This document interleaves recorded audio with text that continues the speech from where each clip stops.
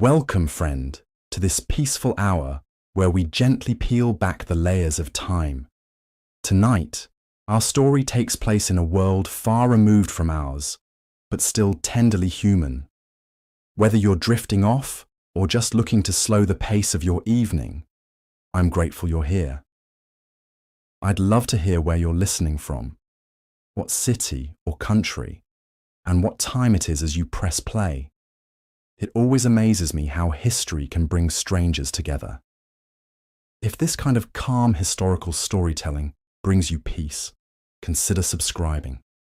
We have many more stories to lull us into the quiet night. This isn't some fictional scene from a movie. This was reality in the Bohemian cafes of 1920s Paris, where artistic genius and narcotic addiction danced together in a deadly waltz that would forever change the cultural landscape of the modern world. Have you ever wondered how an entire generation of artists could simultaneously create some of humanity's most brilliant works while slowly destroying themselves with drugs? The answer lies in the shadowy corners of Parisian cafes, where absinthe flowed like water and heroin was as common as coffee. What I'm about to reveal will shatter everything you thought you knew about the romantic notion of the struggling artist. These weren't just creative souls seeking inspiration through chemical means. They were casualties of a perfect storm of post-war trauma, cultural rebellion, and readily available narcotics that turned the City of Light into something far more sinister. Today, I'm going to take you inside the hidden world of heroin havens that masqueraded as artistic sanctuaries. You'll meet the real people who lived this nightmare, discover how entire cafe cultures became drug distribution networks, and understand why the most creative period in Parisian history was also its most self-destructive. By the end of this journey, you'll see the 1920s art scene in a completely different light. But before we dive into the smoke-filled rooms where dreams went to die, let me paint you the bigger picture of how Paris became the epicenter of both artistic revolution and narcotic devastation. The Great War had ended just a few years earlier, leaving an entire generation scarred and searching for meaning. Young men who had witnessed unimaginable horrors in the trenches returned home only to find that their old lives no longer fit. Meanwhile, a new breed of wealthy Americans was flooding into Paris, escaping prohibition and bringing with them both money and a reckless appetite for excess. This collision of trauma, wealth, and rebellion created the perfect conditions for what would become one of history's most dangerous cultural experiments. The cafes of Montmartre and Montparnasse weren't just serving coffee and croissants. They were dealing in something far more intoxicating and infinitely more destructive. Let me introduce you to Jean-Baptiste Moreau, a 24-year-old painter who arrived in Paris in the spring of 1923 with nothing but a battered suitcase and dreams of becoming the next Picasso. Jean-Baptiste had survived Verdun, but the nightmares followed him to his cramped studio apartment near Sacré-Cœur. Sleep became impossible, so he began frequenting Café de l'Amour, a notorious establishment where the coffee was bitter and the real business happened after midnight. It was here that Jean-Baptiste first encountered the needle. Not as a medical instrument, but as a gateway to a world where the screaming in his head finally stopped. The cafe's owner, a mysterious woman known only as Madame Noire, had connections that ran deeper than anyone suspected. She didn't just serve drinks, she served escape. Within weeks, Jean-Baptiste's artistic output exploded. His paintings took on an otherworldly quality, full of dreamlike imagery and emotional intensity that critics would later call revolutionary. But what they didn't know was that each masterpiece was paid for with a piece of his soul, bought with German-manufactured heroin that flowed through the café like a toxic river. Jean-Baptiste wasn't alone. The café attracted a rotating cast of damaged souls, American heiresses running from conservative families, British poets seeking inspiration, German intellectuals fleeing political upheaval, and French artists trying to forget the war. They came for the atmosphere, but stayed for the drugs. Madame Noire understood something that modern drug dealers still exploit today. Creative people make excellent customers. They have just enough money to maintain a habit, they're naturally inclined toward experimentation, and they rationalize their addiction as necessary for their art. She didn't need to push her product. She simply created an environment where it felt inevitable. The cafe operated on multiple levels. To the casual observer, it was simply another bohemian gathering place where artists discussed philosophy over wine. But if you knew the right words, the right gestures, the right people, you could access a parallel world where heroin was measured in artistic inspiration rather than grams. Regular customers developed an elaborate code. Ordering the special coffee meant you wanted opium. Asking for sugar with extra sweetness was code for cocaine. But heroin, the most sought-after substance, required the most subtle approach. You simply asked if the painter's supplies were available today. The irony wasn't lost on anyone involved. These were people who saw themselves as rebels against bourgeois society, yet they were creating their own rigid hierarchy based on drug access and artistic credibility. The deeper into addiction you fell, the more authentic your art was considered. Sobriety became synonymous with selling out. Take the case of Margaret Worthington, a Boston socialite who arrived in Paris in 1924 with a substantial trust fund and romantic notions about supporting struggling artists.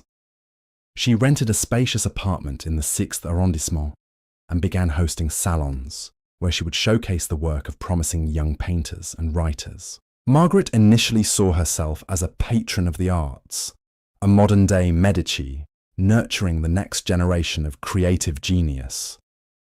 She attended gallery openings, purchased paintings from unknown artists, and prided herself on her sophisticated taste. But sophistication in 1920s Paris meant more than just appreciating cubism or understanding stream of consciousness literature. When Margaret first visited Café de l'Amour, she was introduced to a world where artistic appreciation took on physical dimensions. The paintings on the walls weren't just viewed, they were experienced through chemical enhancement that allegedly allowed deeper understanding of the artist's vision. The poetry readings weren't just listened to, they were felt through substances that supposedly opened the mind to new forms of consciousness. Margaret's transformation was gradual but devastating. She began by occasionally sampling opium during evening salons, telling herself it was research into the artistic process.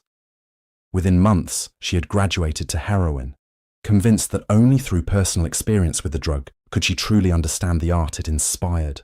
Her apartment became another node in the network of heroin distribution. Artists would arrive ostensibly to show their work, but actually to score drugs. Margaret would purchase their paintings not because she loved them, but because buying art was how transactions were disguised. A canvas that might be worth 50 francs would sell for 500, with the markup covering the cost of heroin. The genius of this system was its deniability. If questioned by authorities, everyone involved could claim they were simply participating in the legitimate art market. The drugs were incidental, they would argue, just part of the creative atmosphere that made such groundbreaking art possible. But the reality was far darker. Margaret's trust fund was being systematically drained to feed not just her own addiction, but the habits of an entire network of artists and dealers. Her health deteriorated rapidly, her judgment became compromised, and her apartment transformed from a salon into a shooting gallery disguised as a gallery space. The most tragic aspect was how the addiction affected the art itself. While initial drug use might have enhanced creativity for some artists, prolonged heroin addiction had the opposite effect. The very inspiration that drew artists to the drug eventually disappeared, leaving them creating art solely to fund their next fix. Jean-Baptiste's story illustrates this perfectly. His early heroin-influenced paintings were indeed revolutionary, full of emotional complexity and visual innovation that captured the attention of serious collectors. But as his addiction deepened, his work became increasingly formulaic. He found himself painting the same dreamlike imagery over and over, not because it expressed his artistic vision, but because those were the only paintings that sold to the drug-using collectors who frequented the cafes. The economic ecosystem was entirely circular and ultimately unsustainable. Artists used drugs to create art, sold art to buy drugs, and attracted buyers who were themselves using drugs to appreciate art. Money flowed in endless loops, but actual value was being destroyed at every step. The art became less innovative, the artists became less capable, and the buyers became less discerning. Meanwhile, Madame Noire and others like her were getting rich by facilitating this destruction. They positioned themselves as cultural facilitators, but they were actually running sophisticated drug operations that used artistic pretension as cover. The cafe provided the perfect front: irregular hours, eclectic clientele, and a culture that celebrated nonconformity made it nearly impossible for authorities to distinguish between legitimate artistic activity and criminal enterprise. The international nature of the clientele also provided protection. When wealthy Americans or British aristocrats were involved, local police were reluctant to investigate too aggressively. Diplomatic complaints could end careers, and there was always plausible deniability about what was really happening in these establishments. This created a sense of invulnerability among the participants that would prove tragically misplaced. They believed their artistic credentials and social connections made them untouchable, failing to recognize that addiction doesn't respect class boundaries or creative talent. By 1925, the network had expanded far beyond individual cafes. What started as scattered pockets of artistic experimentation had evolved into a sophisticated underground economy that stretched across the entire left bank. The heroin trade had found its perfect camouflage in the bohemian cafe culture, and the results were both magnificent and horrifying. Consider the evening routine at Le Chien qui Fume, a cafe that occupied 3 floors of a crumbling building near the Sorbonne. The ground floor maintained the appearance of respectability. Students debated philosophy over cheap wine, tourists sampled authentic French atmosphere, and local intellectuals held court at their regular tables. But as the night progressed and the casual customers departed, the real business began. The second floor, accessible only through a narrow staircase hidden behind a bookshelf, housed what regulars called the laboratory. Here, American expatriate chemist turned dealer Robert Bobby Chen had set up an operation that would make modern drug cartels envious. Bobby had arrived in Paris with legitimate credentials, a chemistry degree from Harvard, and plans to conduct research at the Sorbonne. Instead, he found himself cooking heroin in makeshift labs, using his scientific training to create increasingly pure and potent products. Bobby's customers weren't street addicts desperate for their next fix. They were discerning consumers who demanded quality and consistency. A batch that was too weak would send artists into withdrawal during crucial creative periods. Too strong and valuable customers might overdose before completing commissioned works.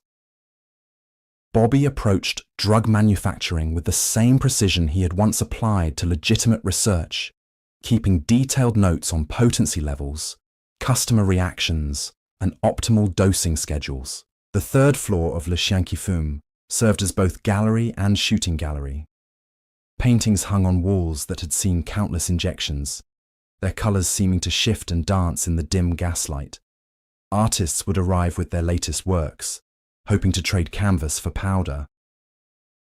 The quality of the art directly determined the quantity of drugs received, creating a perverse market where artistic merit was measured in milligrams of heroin.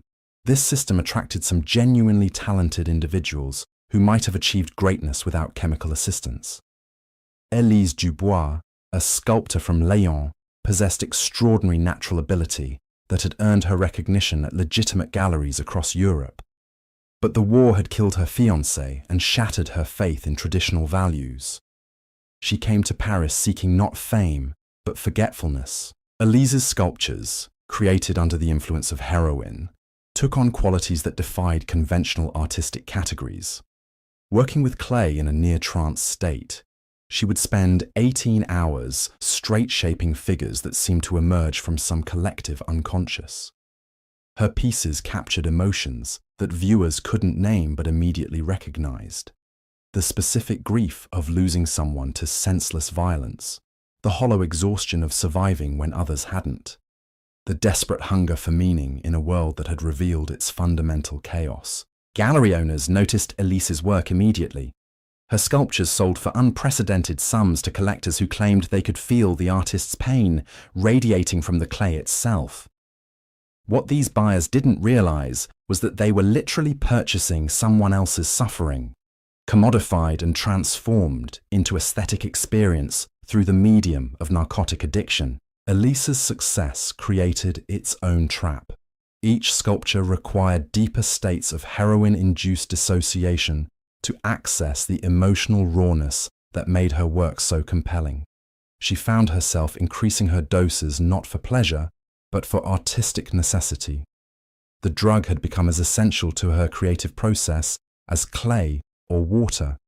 Without it, her hands would shake too violently to shape anything. With too much, her consciousness would slip away entirely, leaving her staring at shapeless lumps of clay with no memory of the previous hours. The tragedy was that Elise's addiction coincided with what should have been the peak of her artistic powers. At 28, she possessed both the technical skill and emotional depth necessary for masterpiece creation. Instead, she was trapped in a cycle where each artistic triumph required a level of drug use that made the next triumph less likely. Meanwhile, the financial mechanics of the Heroin Cafe network were becoming increasingly sophisticated. Transactions were rarely conducted with simple cash exchanges. Instead, an elaborate barter system had emerged where art, drugs, sex, and social connections were traded in complex multi-party arrangements that made tracking nearly impossible. A typical transaction might involve an American heiress purchasing a painting for an inflated price, with the excess money used to buy heroin that would be shared with the artist and several intermediaries. The heiress would gain social credibility by supporting avant-garde art. The artist would fund both addiction and basic living expenses, and the dealers would profit while maintaining plausible deniability about their actual business. These arrangements were facilitated by figures like Henri Lacoste, a former banker who had discovered that his financial expertise was perfectly suited to managing drug distribution networks. Henri never touched heroin himself, viewing addiction as bad business practice, but he understood how to structure transactions that satisfied everyone's needs while minimizing legal exposure. Henri operated from Café des Rêves Perdus, where he held court every evening from 10 until dawn. Artists would approach his table with their latest works, hoping to secure advances against future drug purchases. Henri would evaluate not just the artistic merit of their pieces, but their potential for continued productivity. An artist showing signs of severe addiction might be cut off, not out of moral concern, but because investing in someone approaching complete physical collapse was financially unsound.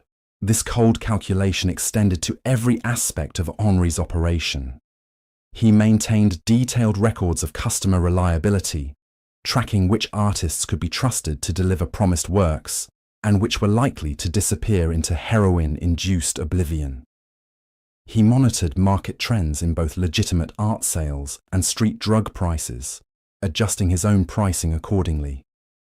Most importantly, he cultivated relationships with corrupt officials who could provide advance warning of police raids or regulatory changes. Henri's success attracted imitators throughout the Latin Quarter.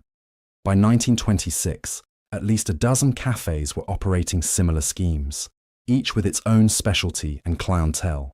Café Noir focused on serving wealthy tourists seeking authentic bohemian experiences. Le Corbeau Blanc catered to established artists who could afford higher quality drugs. Chez Morphe specialized in opium for customers who preferred that drug's more languid effects. Competition between these establishments sometimes turned violent. When Café des Artistes Maudits began offering higher purity heroin at lower prices, threatening Henri's market share, a mysterious fire destroyed their kitchen and forced them to close for months. When Le Petit Mort started recruiting Henri's best customers with promises of exotic new drug combinations, several of their regular patrons suffered near-fatal overdoses that scared away other potential clients. The violence was usually subtle, disguised as accidents or coincidences. But participants understood the message. The Heroin Café network had become too profitable and too well established to tolerate significant disruption. Anyone threatening the system would face consequences that extended far beyond simple business competition.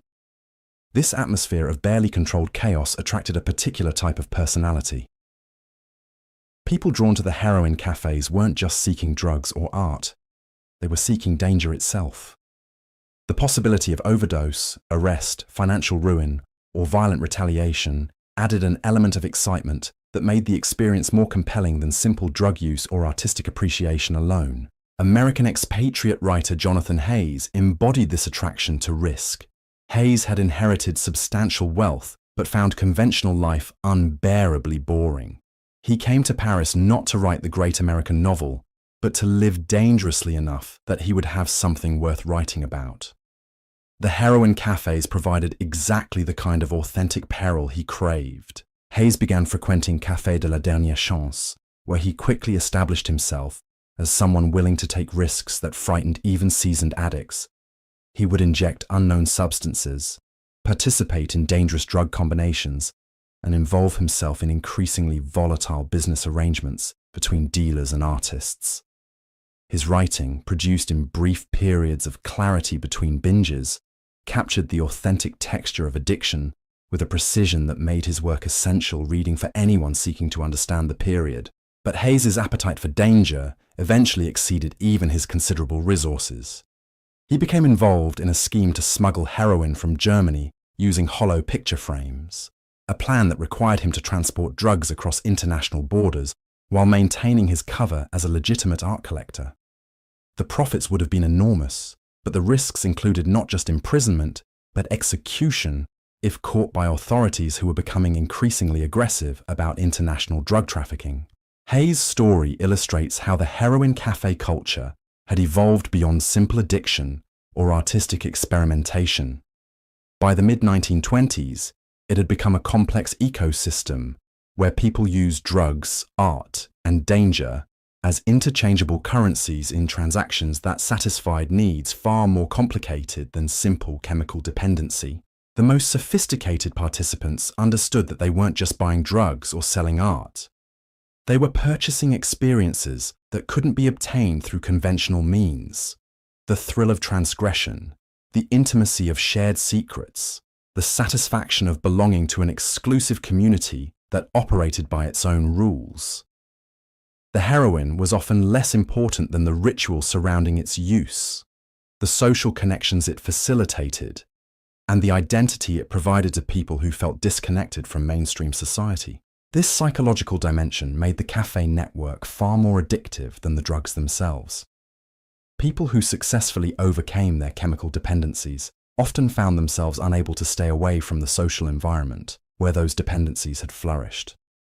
The cafes offered not just heroin, but a complete alternative reality where conventional morality, social expectations, and economic relationships were suspended in favor of more immediate and intense forms of human connection. The tragedy was that this alternative reality was ultimately unsustainable.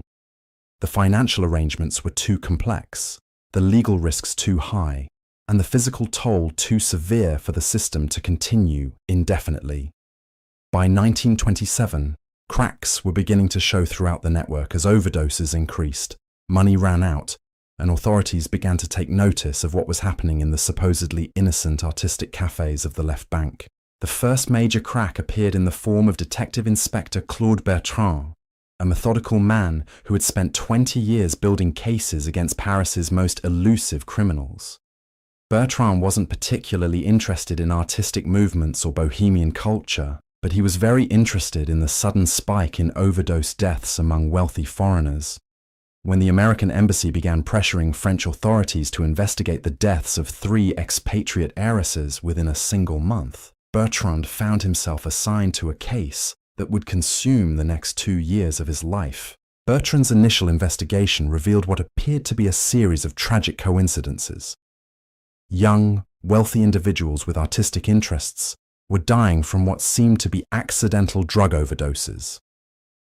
The deaths occurred in different locations, involved different substances, and appeared to have no connection beyond the victims' shared interest in avant-garde culture. But Bertrand had learned to distrust coincidences, especially when they involved large sums of money and international borders. His breakthrough came through the most unlikely source: a 70-year-old concierge named Madame Petit, who worked at a residential hotel near the Panthéon. Madame Petit had been cleaning rooms and watching tenants for 5 decades, developing an almost supernatural ability to detect when something was amiss. She approached Bertrand with concerns about one of her long-term residents, a young German artist named Klaus Weber, who had been living at the hotel for 18 months. Klaus had initially impressed Madame Petit as a serious, dedicated artist who paid his rent promptly and kept his studio space meticulously clean. But over the past 6 months, his behavior had changed dramatically. He would disappear for days at a time, return looking haggard and disoriented, then spend entire weeks locked in his room with visitors coming and going at all hours. The visitors were always well-dressed, often foreign, and they carried packages that seemed too valuable for legitimate art supplies. When Bertrand examined Klaus's hotel registration, he discovered discrepancies that suggested false documentation. Further investigation revealed that Klaus Weber was actually Wilhelm Richter, a former German army medic who had deserted during the final months of the war.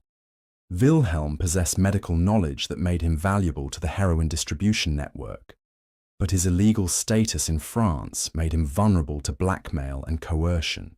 Bertrand approached Wilhelm carefully, recognizing that fear, rather than greed, was likely motivating his involvement in the drug trade.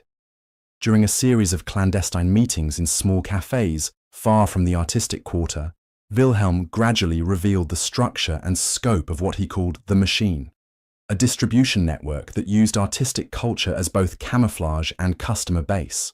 Wilhelm's medical training had made him indispensable to dealers who needed someone capable of treating overdoses without involving legitimate doctors. He had learned to revive unconscious addicts, manage withdrawal symptoms, and even perform minor surgery on customers who had suffered injuries during drug-related accidents. His services were paid for not with money, but with protection from authorities who might investigate his immigration status. Through Wilhelm's testimony, Bertrand began to understand how the cafe network operated as an integrated system, rather than a collection of independent establishments. Each cafe specialized in serving different segments of the market: wealthy tourists, established artists, young bohemians, and international dealers. But they all shared suppliers, enforcement mechanisms, and money laundering operations that made the entire network more resilient than any individual component. The key insight was that legitimate art sales were being used to disguise drug transactions on an industrial scale. A painting that might legitimately sell for 100 francs could be purchased for 1,000 francs, with the extra 900 francs representing payment for heroin. The buyer received both artwork and drugs. The seller received both money and social credibility as a successful artist, and the dealer received a commission that was nearly impossible for authorities to trace. This system had created artificial inflation in the Parisian art market that was distorting cultural values throughout the city. Young artists found themselves unable to sell work through legitimate channels because collectors were primarily interested in drug-facilitated transactions. Established artists watched their market values fluctuate based not on artistic merit, but on their willingness to participate in narcotic distribution.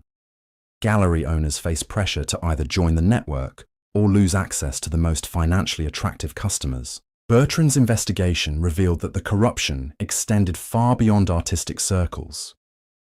Bank officials were facilitating international money transfers that funded drug purchases. Shipping companies were transporting heroin concealed in legitimate art shipments. Even some embassy staff were involved, using diplomatic immunity to move drugs and money across borders without customs inspection. The scope of the conspiracy was so vast that Bertrand initially doubted his own findings. How could such an extensive criminal operation exist in plain sight without attracting official attention? The answer lay in the social status of the participants and the cultural prestige associated with supporting avant-garde art. Police were reluctant to investigate activities that involved prominent citizens engaged in what appeared to be sophisticated cultural patronage.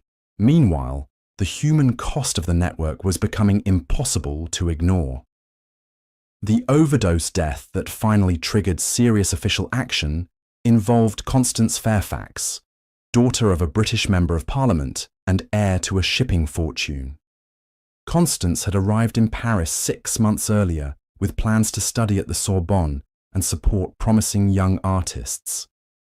Her body was discovered in a studio apartment in Montparnasse, surrounded by paintings she had purchased for prices that investigation revealed were 10 times their legitimate market value. Constance's death was particularly tragic because she had been attempting to leave the heroin cafe scene when she overdosed.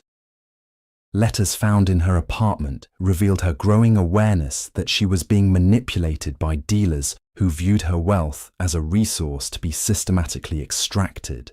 She had begun refusing to purchase overpriced artwork and had cut off financial support to several artists whose primary talents seemed to be consuming expensive drugs. Her final letter, addressed to her father but never sent, described her realization that the bohemian culture she had admired from afar was actually a sophisticated trap designed to separate wealthy young people from their money. She wrote about artists who created mediocre work but commanded high prices because they could provide access to heroin, dealers who posed as cultural sophisticates while running criminal enterprises, and cafe owners who facilitated the destruction of everyone who entered their establishments. But Constance's attempt to extract herself from the network had made her dangerous to people whose livelihoods depended on maintaining the system's secrecy. Her overdose occurred just days before she was scheduled to return to London, where she planned to warn other wealthy families about the dangers their children faced in Parisian artistic circles. The timing suggested that her death might not have been accidental, though proving deliberate murder would require evidence that Bertrand was struggling to obtain. The investigation of Constance's death revealed the network's most sinister aspect: systematic targeting of vulnerable wealthy individuals who could be manipulated into funding the entire operation. Dealers had developed sophisticated profiles of ideal customers, focusing on people who possessed substantial financial resources but lacked emotional stability or strong family connections that might interfere with exploitation. Young people recovering from war trauma were particularly valuable targets. Their psychological wounds made them susceptible to addiction, while their social status provided protection from law enforcement. Dealers would identify promising prospects through a network of informants in hospitals, universities, and social clubs, then orchestrate seemingly accidental encounters in artistic venues where initial drug experimentation could be presented as sophisticated cultural exploration. The process was gradual and carefully managed. A wealthy young person might spend months attending cafe events, purchasing reasonably priced artwork, and developing relationships with artists and intellectuals before being introduced to drugs. By the time chemical dependency developed, they were already emotionally invested in the community that supplied their addiction. Leaving meant abandoning not just drugs, but their entire social identity and support network. This psychological manipulation was more effective than simple coercion because it created willing participants who defended the system even as it destroyed them. Artists genuinely believed they were creating revolutionary work. Buyers convinced themselves they were supporting important cultural movements, and dealers maintained that they were facilitating artistic innovation rather than running criminal enterprises. The self-deception was reinforced by the undeniable fact that some genuinely important art was being created within the network. Several artists, whose work was later recognized as historically significant, had indeed produced their best pieces while using heroin obtained through cafe connections. This created enough legitimate artistic achievement to provide credible cover for the broader criminal enterprise. Vincent Moreau, Jean-Baptiste's younger brother, exemplified this tragic complexity. Vincent had followed Jean-Baptiste to Paris in 1925, hoping to pursue his own artistic ambitions while helping his brother recover from what their family believed was simple, war-related drinking problem. Vincent discovered that Jean-Baptiste's issues extended far beyond alcohol, but he also witnessed his brother creating paintings of extraordinary emotional power and technical innovation. Vincent found himself torn between concern for Jean-Baptiste's health and admiration for his artistic output. The heroin was clearly destroying his brother's body and mind, but it was also unlocking creative capabilities that seemed impossible to achieve through conventional means. Jean-Baptiste's heroin-influenced paintings were selling to serious collectors and receiving attention from legitimate critics who had no knowledge of the drugs involved in their creation. This dilemma drove Vincent to begin his own experimentation with heroin, initially as research into his brother's creative process, but eventually as an end in itself. Vincent's artistic abilities were less developed than Jean-Baptiste's, but heroin provided access to emotional states and visual perceptions that enhanced his work beyond his natural capabilities. Within months, both brothers were trapped in a cycle where artistic identity and chemical dependency had become inseparable. Their story illustrates how the cafe network corrupted not just individuals, but entire families and social connections. People who arrived in Paris with intentions of helping addicted relatives often became addicts themselves, drawn into a community where drug use was normalized and even celebrated as evidence of artistic authenticity. The economic pressures made escape nearly impossible. Artists who tried to quit heroin discovered that their work produced during sobriety was unmarketable to the collectors who had previously supported them. Gallery owners lost interest in clean artists whose work lacked the intensity that drug use had provided. Social connections evaporated as former friends viewed sobriety as betrayal of shared values and experiences. By late 1927, the network had reached a level of integration and sophistication that made it almost indistinguishable from legitimate cultural institutions. Several cafes had expanded into full-scale galleries that mounted serious exhibitions featuring work by both addicted and clean artists.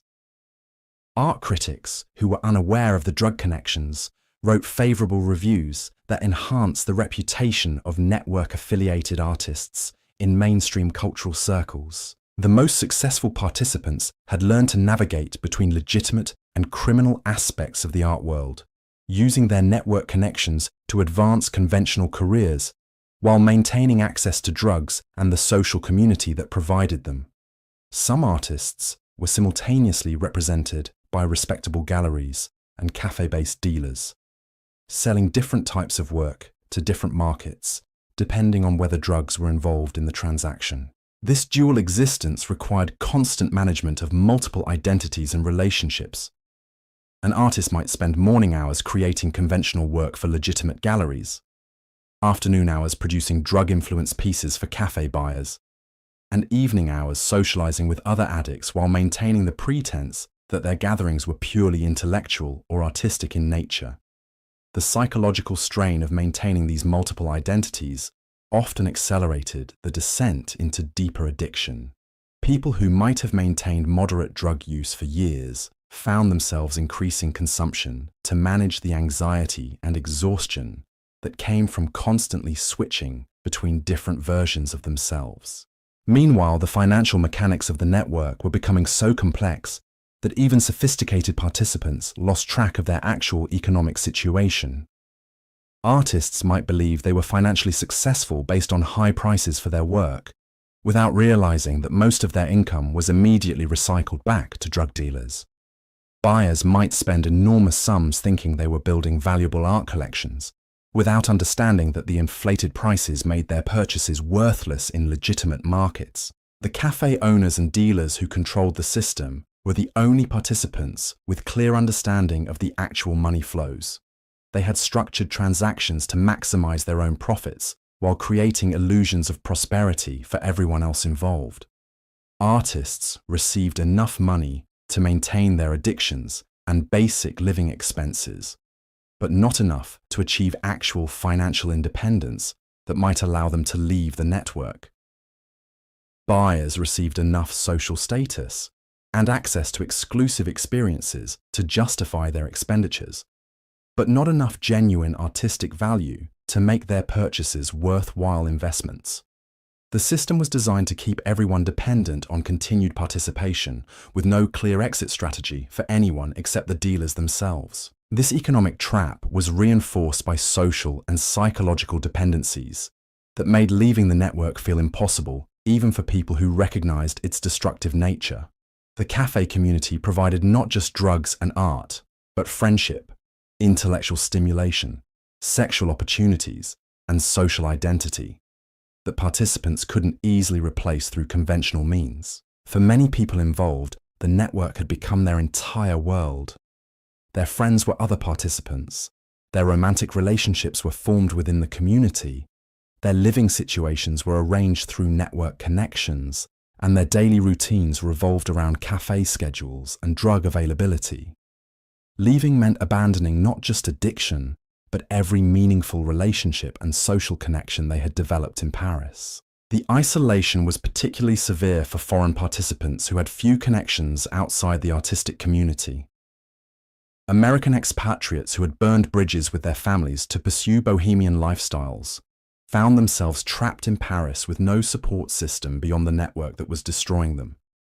British aristocrats who had scandalized their social circles by embracing avant-garde culture couldn't return home without admitting the extent of their involvement in activities that would disgrace their families. As 1928 approached, the network was approaching a crisis that would ultimately lead to its destruction. The combination of increased police attention, mounting overdose deaths, and financial unsustainability was creating pressures that the system couldn't absorb indefinitely.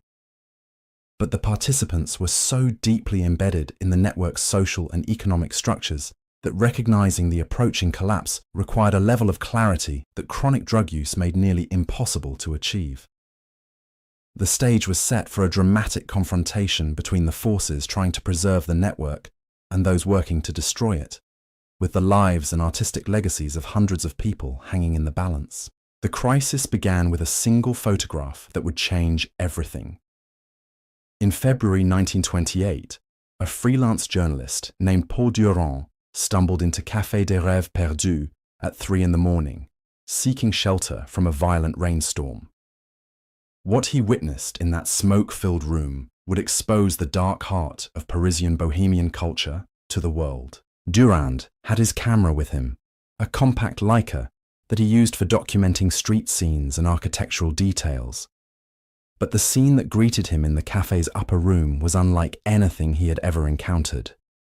In the corner, a young woman in an expensive silk dress lay unconscious while a man in a painter's smock injected something into her arm. At a nearby table, 3 people passed around a needle like it was a communion chalice, their eyes rolled back in chemical ecstasy. The most shocking sight was a teenage boy, no more than 16, methodically preparing heroin, while an older man watched approvingly. The boy's hands moved with the practiced precision of someone who had performed this ritual countless times before. His clothes were expensive, suggesting wealthy family connections, but his face bore the hollow expression of advanced addiction. Durand raised his camera almost instinctively, the flash illuminating the scene for a split second before chaos erupted. Shouts filled the room as people scrambled to hide evidence and escape through back exits. But it was too late. Durand had captured something that would bring down an empire built on artistic pretension and chemical dependency. The photograph showed more than just drug use. It revealed the systematic exploitation of vulnerable young people by adults who had weaponized artistic culture for criminal purposes. The boy in the image was later identified as Philippe Rothschild, heir to a banking fortune and son of one of France's most prominent families. His presence in the café raised questions that would reverberate through the highest levels of French society. Philippe's story embodied everything tragic about the network's evolution. He had arrived in Paris the previous autumn, ostensibly to study literature at the Sorbonne, but actually to escape a family scandal involving financial irregularities at his father's bank. The 16-year-old possessed both enormous wealth and profound emotional vulnerability, making him an ideal target for the café operators who specialized in identifying and exploiting such individuals. His recruitment had followed the established pattern. Initial contact came through seemingly innocent cultural events, where he met charming artists and intellectuals who appeared genuinely interested in his thoughts about literature and philosophy. These new friends gradually introduced him to increasingly exclusive gatherings, where drug use was presented as sophisticated exploration of consciousness rather than simple addiction. Philippe's youth made him particularly susceptible to peer pressure and adult manipulation. The older artists and writers who surrounded him possessed knowledge and experience that he desperately wanted to acquire. When they suggested that true artistic understanding required direct experience with mind-altering substances, he accepted their guidance without question. His financial resources made him valuable beyond his potential as a simple customer. Philippe had access to banking connections that could facilitate international money transfers, family properties that could serve as storage locations, and social connections that provided entry to circles previously inaccessible to the network. Within months, he had become not just an addict, but an active participant in the criminal enterprise that fed his addiction. The photograph's publication in Le Figaro created a sensation that extended far beyond artistic circles. Philippe's family immediately hired private investigators to determine how their son had become involved in such activities. Other wealthy families began questioning their own children's involvement in Parisian Bohemian culture. Embassy officials demanded explanations for the apparent targeting of their citizens by French criminals. Most damaging was the revelation that the network had been systematically exploiting minors. Philippe was not the only underage participant. Investigation revealed at least a dozen other teenagers from prominent families who had been drawn into cafe-based drug operations. The exploitation of children transformed what had been viewed as adult vice into something far more serious in the eyes of both law enforcement and public opinion. Detective Inspector Bertrand found himself at the center of an international incident as foreign governments demanded action against what they characterized as organized predation on their citizens' children. The pressure forced French authorities to abandon their previous reluctance to investigate activities involving prominent cultural figures. Resources that had been denied to Bertrand's investigation were suddenly made available, along with diplomatic support for actions that might offend influential people.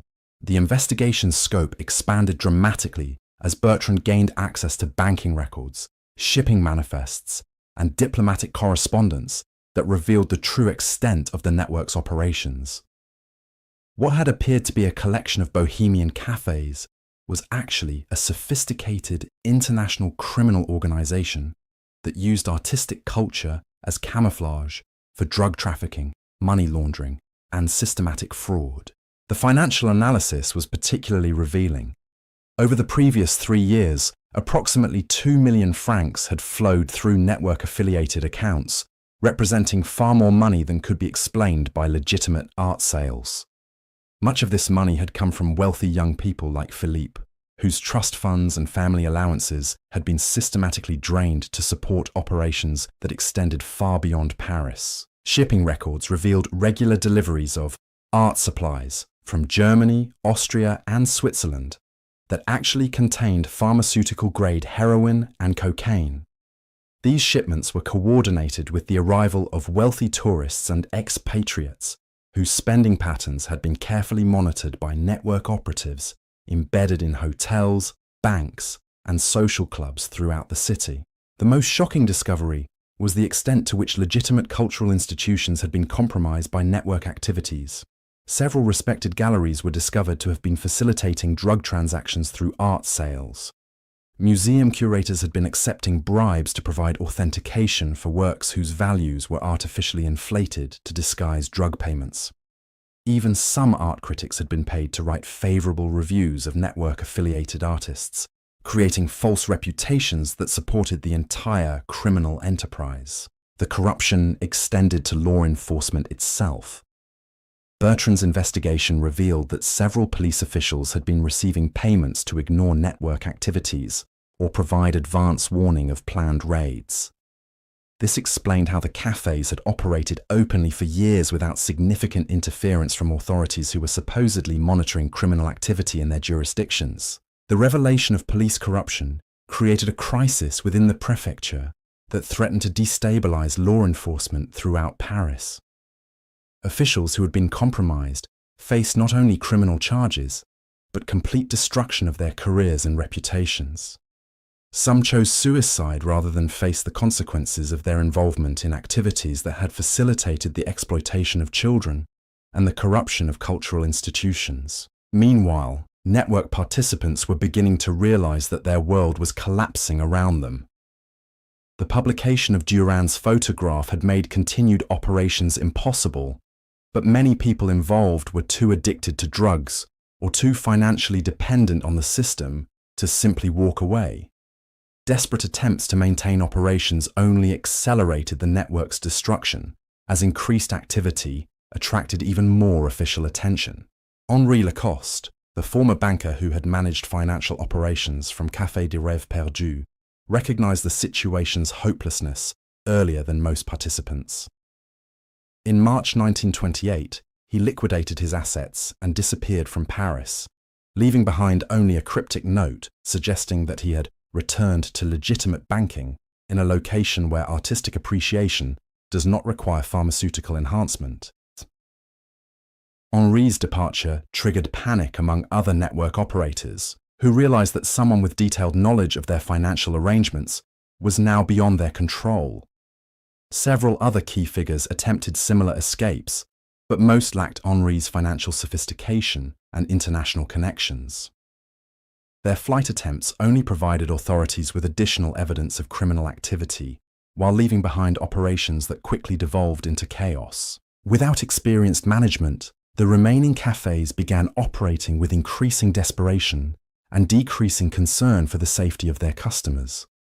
Drug quality became inconsistent as suppliers lost confidence in the network's ability to pay its debts. Violence erupted as different factions fought for control of the most profitable operations. Most dangerously, the systematic exploitation of wealthy young people became more aggressive and less subtle, as operators tried to extract maximum value from relationships before the entire system collapsed. This final phase produced some of the network's most tragic casualties. Marie-Claire Dubois, Elise's younger sister, had come to Paris seeking to help her sibling overcome what their family believed was artistic temperament rather than drug addiction. Marie-Claire possessed neither artistic talent nor significant wealth, but she was young, attractive, and desperate to save her sister. Network operators quickly identified her as someone who could be manipulated through emotional rather than financial incentives. Marie-Claire's exploitation followed a pattern that investigators would later discover had been used against dozens of other family members and friends of network participants. She was gradually drawn into café society through her legitimate concern for Elise, then convinced that understanding addiction required personal experience with drugs. Her initial resistance was overcome through carefully orchestrated peer pressure and emotional manipulation that presented drug use as evidence of love and loyalty to her sister. Within weeks, Marie-Claire had become addicted to heroin while believing she was conducting research that would help her save Elise. The two sisters spent their final months together in a shared delusion that their drug use was somehow therapeutic, each believing she was helping the other while both spiraled toward destruction. Their deaths, which occurred within days of each other in April 1928, epitomized the network's ability to corrupt even the most well-intentioned relationships. The Dubois sisters' deaths marked a turning point in public perception of the network. Previous casualties could be dismissed as the unfortunate consequences of adult choices, but Marie-Claire's story revealed how the system actively recruited and destroyed people whose only crime was loving someone already trapped within its operations. The systematic targeting of family members and friends transformed drug trafficking into something resembling a contagious disease that spread through social connections rather than simple criminal association.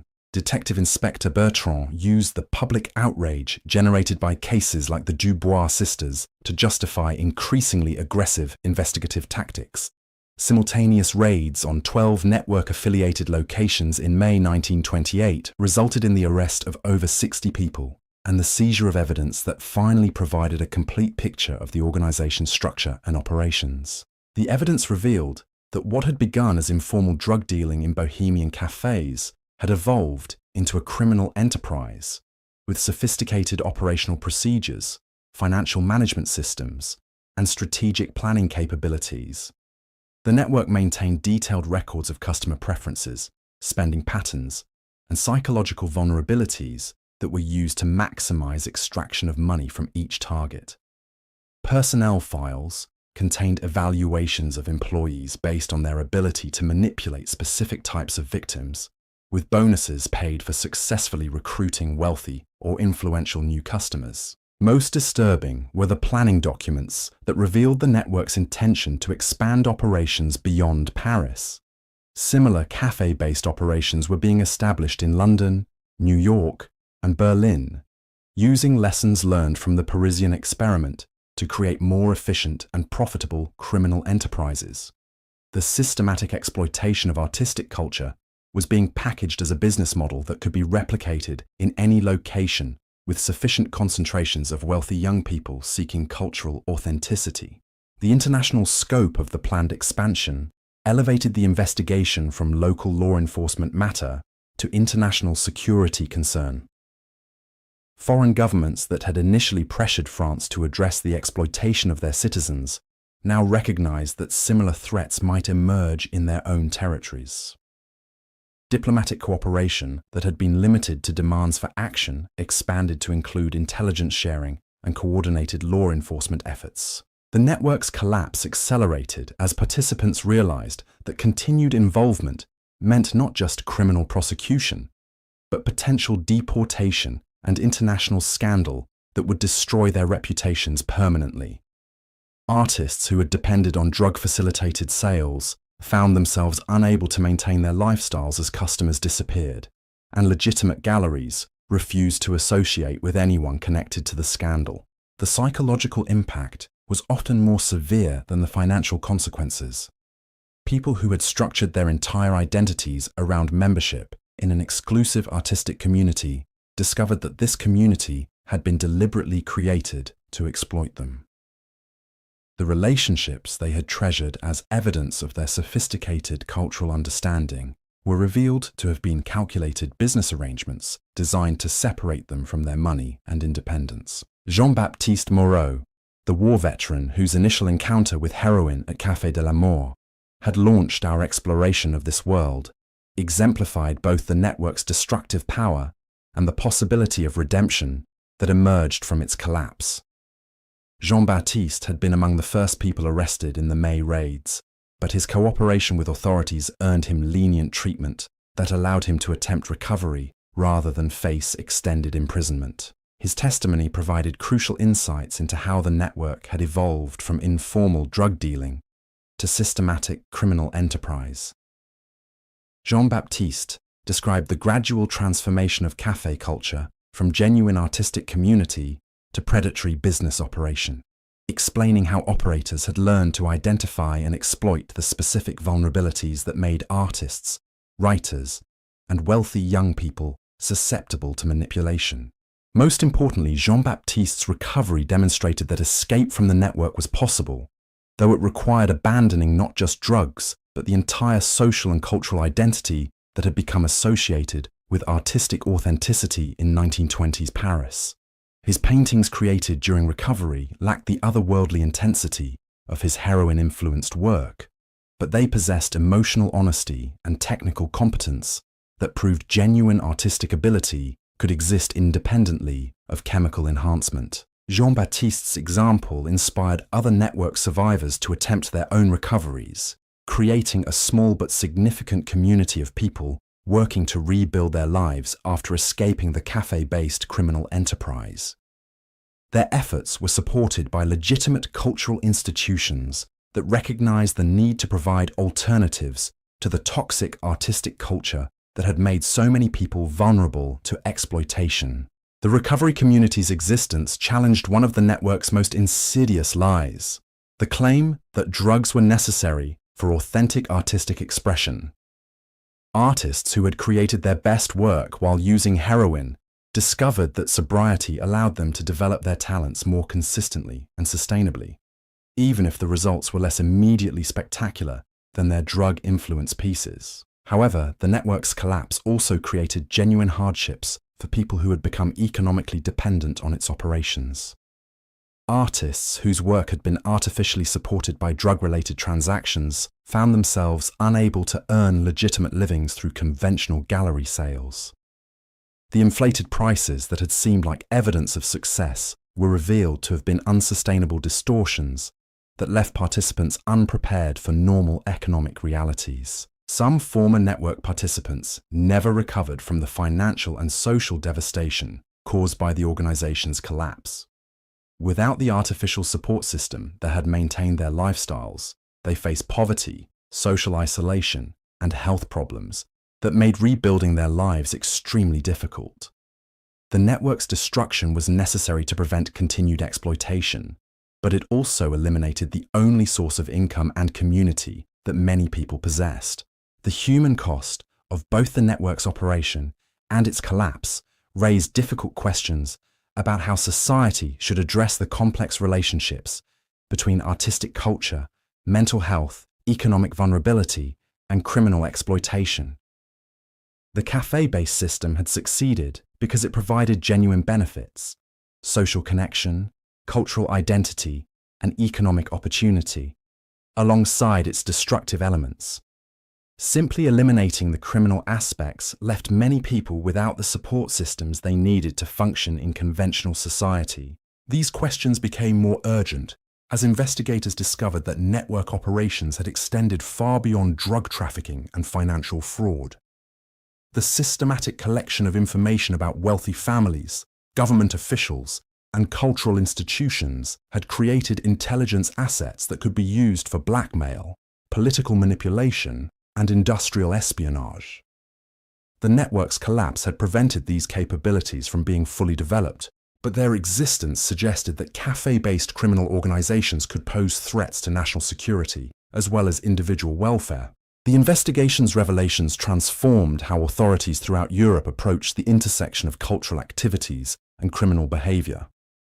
Police departments established specialized units trained to recognize how legitimate artistic and intellectual communities could be infiltrated and exploited by criminal organizations. Educational institutions developed programs designed to help young people recognize and resist manipulation techniques that targeted their desires for cultural sophistication and social acceptance. Most significantly, the scandal forced a broader examination of how economic inequality and social displacement had created conditions that made large numbers of people vulnerable to exploitation. The network had succeeded not just because its operators were skillful manipulators, but because post-war society had failed to provide adequate support for people struggling with trauma, financial insecurity, and social alienation. The wealthy young people who had been targeted by network operators were not simply victims of criminal predation. They were casualties of a broader cultural crisis that had left an entire generation searching for meaning and identity in the aftermath of unprecedented social upheaval. The criminal network had provided artificial solutions to real problems, which explained both its initial appeal and the difficulty many people experienced in extracting themselves from its influence. Understanding this broader context was essential for preventing similar exploitation in the future. Simply prosecuting the criminals involved would not address the underlying conditions that had made their operations possible. society needed to develop legitimate alternatives to the community, identity, and economic opportunity that criminal networks provided to their participants. The cafe network's legacy extended far beyond the specific people and institutions it had corrupted. Its operations had demonstrated how criminal organizations could exploit cultural prestige and social status to legitimize activities that would be immediately recognized as dangerous if presented in more obvious criminal contexts. This insight would prove valuable as authorities encountered similar schemes in other cities and cultural movements throughout the 20th century. The network had also revealed how international criminal organizations could use cultural exchange and artistic collaboration to facilitate activities that cross national borders and jurisdictional boundaries. The techniques developed by cafe operators for moving money, people, and contraband through legitimate cultural channels would be adopted by other criminal enterprises seeking to exploit globalized cultural and economic systems. Perhaps most importantly, the scandal had exposed the vulnerability of cultural institutions to criminal infiltration and the difficulty of distinguishing between legitimate artistic innovation and criminal manipulation when both operated within the same social and economic environments. This recognition would influence how cultural institutions, law enforcement agencies, and educational organizations approach the complex relationships between creativity, commerce, and crime throughout the modern era. As 1928 drew to a close, the immediate crisis created by the network's operations was largely resolved. The major operators had been arrested, prosecuted, or fled to other countries. The cafes that had served as operational centers had been closed or transformed into conventional establishments. The artificial art market that had sustained the entire enterprise had collapsed, forcing participants to seek legitimate alternatives or abandon their cultural aspirations entirely. But the deeper questions raised by the network's existence remained unanswered. How could society prevent the emergence of similar criminal enterprises while preserving the cultural dynamism and social freedom that made artistic innovation possible? How could legitimate institutions provide the community, identity, and economic opportunity that made criminal alternatives attractive to vulnerable individuals? And how could law enforcement agencies develop the expertise necessary to recognize and address sophisticated criminal operations that used cultural prestige rather than traditional violence or intimidation to control their victims and territories? These questions would continue to challenge policymakers, cultural leaders, and law enforcement professionals as they worked to understand and address the complex legacy of the heroin havens that had masqueraded as Parisian cafes during the 1920s. The network's collapse had ended one chapter in the history of organized crime and cultural exploitation, but it had also revealed patterns and vulnerabilities that would continue to influence how criminal organizations and legitimate institutions interacted throughout the remainder of the 20th century and beyond. The survivors of the network faced their own complex challenges as they attempted to rebuild their lives in the aftermath of an experience that had fundamentally altered their understanding of art, society, and human nature. Some would successfully create new identities and careers that incorporated lessons learned from their involvement in criminal activities. Others would struggle for decades with the psychological, financial, and social consequences of their participation in a system that had promised artistic authenticity while delivering systematic exploitation. Their stories would serve as warnings for future generations about the dangers of allowing criminal organizations to exploit cultural movements and artistic communities. But they would also demonstrate the resilience of human creativity and the possibility of redemption even after the most profound betrayal of trust and corruption of ideals. The network's tentacles had spread far beyond what even Detective Inspector Bertrand had initially comprehended. As winter descended upon Paris in late 1928, a new revelation emerged that would shake the foundations of European high society. The cafe operators hadn't simply been targeting random wealthy individuals. They had been systematically infiltrating the most powerful families across the continent through a web of connections that stretched from banking houses to royal courts. The discovery came through an unlikely source: a leather-bound journal discovered in the ruins of Café Morpheus after a suspicious fire had gutted the establishment in November. The journal, written in a coded script that took cryptographers 3 weeks to decipher, contained detailed profiles of over 200 individuals from Europe's most prominent families. Each entry included not just financial information, but intimate psychological assessments that revealed how cafe operators had studied their targets with scientific precision. Lady Catherine Pembroke's entry was typical of the journal's chilling thoroughness. The 22-year-old daughter of a British textile magnate had arrived in Paris in the spring of 1927, fleeing an arranged marriage to a man 3 decades her senior. The journal noted her profound need for paternal approval coupled with rebellious rejection of traditional authority figures, identifying this contradiction as the key to her eventual recruitment. Catherine's manipulation had been orchestrated over months through carefully planned encounters that appeared entirely coincidental. Her first contact with the network came through a charming Belgian count who struck up a conversation at a legitimate gallery opening, praising her sophisticated taste in avant-garde sculpture. The count, whose noble title was entirely fabricated, had been specifically chosen because his apparent aristocratic background would appeal to Catherine's class consciousness, while his continental mannerisms suggested the kind of sophisticated rebellion she craved. Their subsequent relationship followed a pattern that the journal revealed had been used successfully dozens of times. The Count introduced Catherine to increasingly exclusive cultural events where drug use was gradually normalized through association with artistic sophistication. Her initial resistance was overcome not through direct pressure, but through carefully orchestrated social situations where refusing to participate would have meant social isolation from the only community in Paris that seemed to understand her desire for authentic cultural experience. The journal's clinical documentation of Catherine's psychological manipulation read like a scientific paper on human vulnerability. Network operators had identified her specific insecurities about intellectual credibility, her desperate need for acceptance by people she perceived as culturally superior, and her underlying anger at family members who had tried to control her romantic choices. Each weakness had been systematically exploited through techniques that made Catherine feel she was making independent choices while actually following a script written by her manipulators. Catherine's financial exploitation had been equally methodical. The journal tracked her spending patterns, documenting how operators had gradually increased prices for both drugs and artwork as her addiction deepened. Initial purchases of 50 francs had escalated to transactions of several thousand francs as Catherine's tolerance increased and her judgment deteriorated.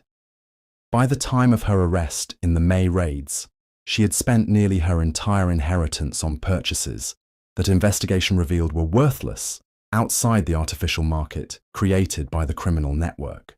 But Catherine's case was remarkable not for its exploitation techniques, which were repeated throughout the journal with mechanical consistency, but for what happened after her arrest.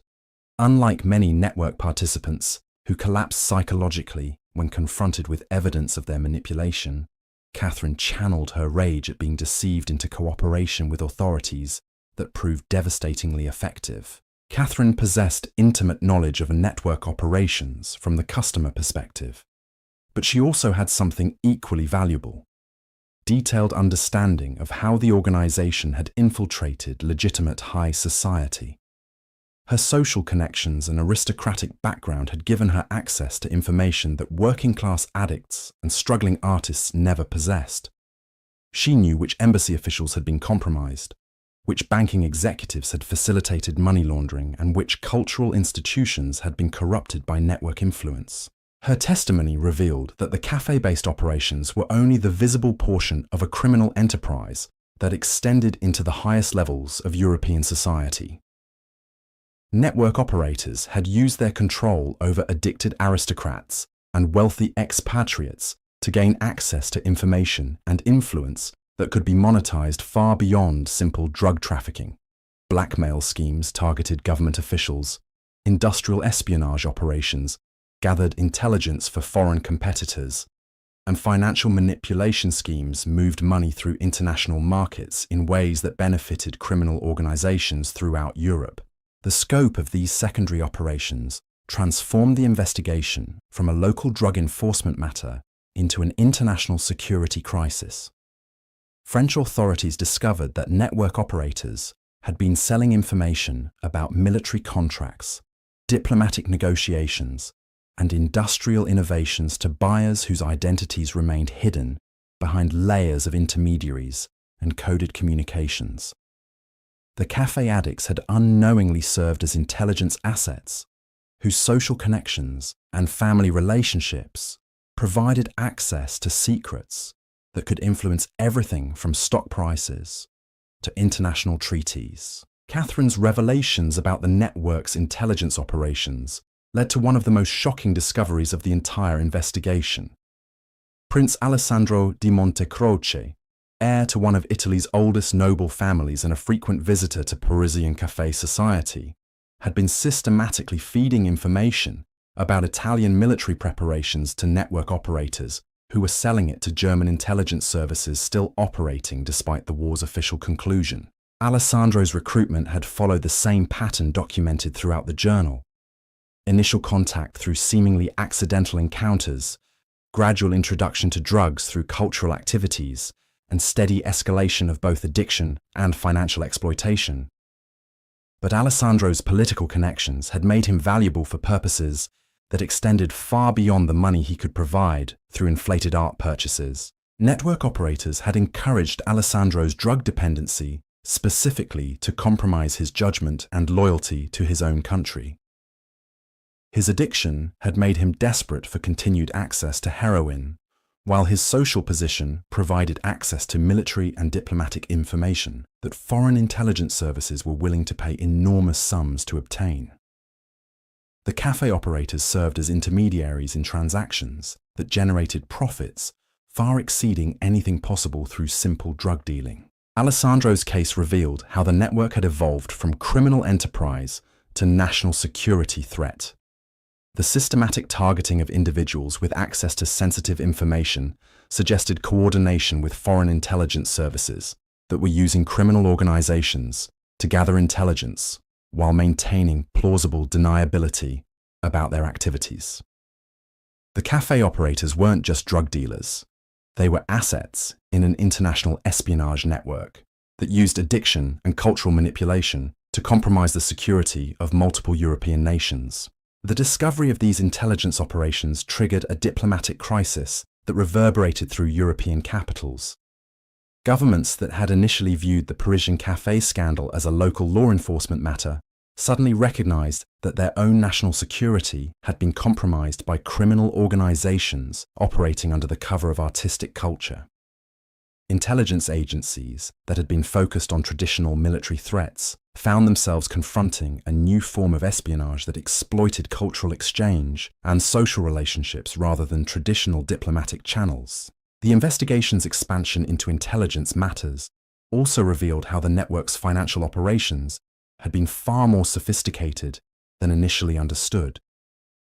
Money generated through drug sales and art fraud had been invested in legitimate businesses that provided both cover for criminal activities and additional sources of revenue that could be used to expand operations. Network operators had purchased shares in shipping companies that transported their contraband, invested in banks that laundered their money, and acquired real estate that served as operational bases while generating rental income. Most disturbing was the discovery that network profits had been used to establish similar operations in other European cities. The Parisian café system was revealed to be a prototype for criminal organizations that were being replicated in London, Berlin, Vienna, and Rome. Each new operation had been refined based on lessons learned from the Paris experiment, making them more efficient at identifying targets, more sophisticated in their manipulation techniques, and more resistant to law enforcement detection.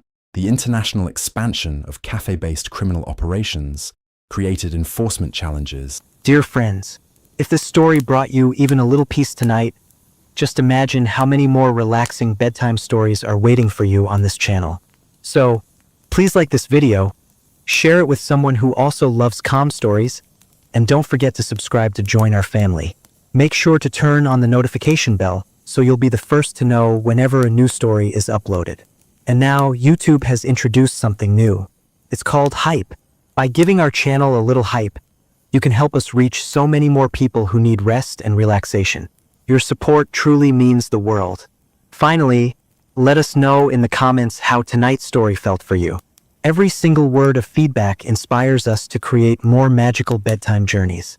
Sweet dreams, and see you again in the next story.